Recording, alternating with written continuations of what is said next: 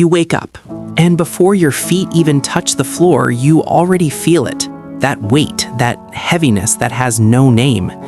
You have a list, things to do, things that matter, and yet you lie there. Minutes pass, maybe an hour.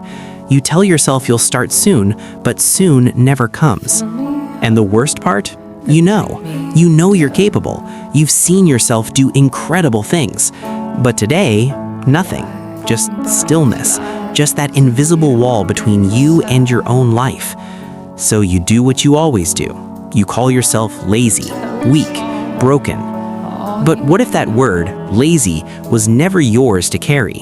What if what you're feeling right now is not a character flaw, but a message, a very old message from a very young version of you who learned something about the world that changed everything? Stay with me, because what I'm about to tell you might be the most important thing you hear this year. Relatable scenario. Think back, not to last week, go further. Go to the child you used to be. Did you ever work really hard on something? A drawing, a grade, a performance, and wait for someone to notice? And they didn't? Or maybe they did notice, but what they said was, you could have done better. Or worse, nothing at all. Silence. Or maybe it wasn't about achievement, maybe you just needed someone to be there, to ask how your day was, to sit with you when you were scared. And instead, they were busy, distracted, somewhere else emotionally, even if they were standing right in front of you. You were not beaten, you were not screamed at every day, so you never called it trauma. You called it normal. You called it just how things were. But your nervous system didn't call it normal. Your nervous system called it dangerous. Here's what happened inside your brain, and I want you to really hear this because it changes everything. When a child reaches out for comfort, for validation, for connection, and that reaching out is consistently met with absence, the brain learns something. It learns that effort leads to nothing. It learns that trying is followed by disappointment, and the brain, whose entire job is to protect you, makes a decision. It stops trying. Not because you're lazy, but because trying and failing to be seen hurts more than not trying at all. Psychologists call patterns rooted in this experience learned helplessness, a term first studied by Martin Seligman, where a being, after repeated experiences of having no control over outcomes, stops attempting to change their situation, even when the situation has changed, even when the door is now open. Your brain built a wall, not to trap you, to protect you. And that wall, the one you mistake every single day for laziness, is made of something much more complex. It is made of old pain, deep insight. Abandonment trauma doesn't always look like being left alone in a room. Sometimes it looks like a parent who was physically present but emotionally unreachable. A mother who provided food and shelter but never once said, "I'm proud of you." A father who showed love through criticism because that's what he knew. Sometimes abandonment looks like being the responsible one, the one who had to manage the emotions of adults around them, the child who learned very early, my needs come last. And that child grew up, got older, got a job maybe, built a life on the outside, but on the inside, they are still waiting for someone to say, "You are enough, you can rest now, I've got you."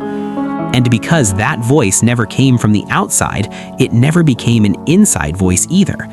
So when you sit down to work on something that matters to you, your brain scans the environment the way it was trained, and it asks, is this safe? Will this be seen? Will this be worth it? And when it cannot guarantee the answer, it freezes, it protects, it shuts down. That is not laziness. That is loyalty. Loyalty to a survival strategy that once kept you safe. Real-life examples. Let me show you what this looks like in real life, because I know you've lived at least one of these. You have a business idea, something you genuinely believe in, and you spend weeks preparing. You do the research, you write the plan, and then the night before you're supposed to start, something happens. You don't sleep. You feel nauseous. You open your laptop and close it 17 times, and eventually you just don't. And you tell yourself you're not ready yet, maybe next month. Or this one, Someone compliments your work, and instead of feeling proud, you feel suspicious, like they must be wrong. Like if they knew the real you, the one who can't even get off the couch on some days, they would take it back. Or this, you are deeply, genuinely talented at something. People have told you, but every time you get close to real success, you find a way to pull back, a way to stay small. Because some part of you believes that being seen fully, truly seen, is the most dangerous thing in the world. Because the last time you were truly seen, what happened? Nothing. Or worse, you were dismissed. Now, here is where everything shifts. Most self-help content will tell you at this point, just push through it, build discipline, create systems, wake up at 5 a.m., cold showers, just do it. And I want to be honest with you, that advice is not wrong for everyone, but for you, for someone carrying the specific weight of abandonment, discipline built on shame does not heal the wound. It covers it temporarily until the next collapse. The real shift begins not with doing more, it begins with understanding that the part of you that resists, that freezes, that procrastinates, that self-sabotages, is not your enemy.